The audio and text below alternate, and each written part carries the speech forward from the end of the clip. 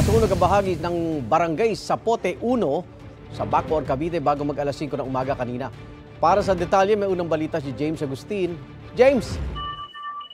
Igan, alas 7:44 ngayong umaga, 7:04 nang tuluyang mapula ng Bureau of Fire Protection yung sunog na sumiklab dito sa residential area sa Kataasan, Barangay Zapote 1 sa Bacoor, Cavite. Nagsimula pong sunog bago mag-alas 5 ng umaga kanina. Mabilis itong kumalat sa magkakadikit na bahay kaya itinasa ikatlong alarma. Nasa 13 fire truck ng BFP ang rumisponde, bukod pa sa mga fire volunteer group. Makititigan yung mga daanan papasok sa mismong residential area kaya yung ilang bombero pumeso sa bakanting lote para malapit ang mga pagbuga ng tubig. May mga umakyat pa nga sa bubong ng kalapit na establishmento.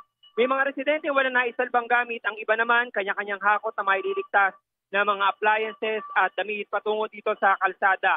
Ang kwento sa atin ng mga residente, nagising na lang sila na malaki na yung apoy. Nananawagan sila ng tulong. Sa ngayon, kumakala pa tayo ng karagdagang detalye mula sa PFP maging sa lokal na pamahalaan kung ilang residente yung naapektuhan ng sunog at yung sanhi ng apoy. Yung manilitas mula rito sa Bacoor, Cavite, ako po si James Agustin ng GMA Integrated News. Kapuso, huwag magpapahuli sa latest news and updates. Mag-iuna ka sa balita at mag-subscribe sa YouTube channel ng GMA Integrated News.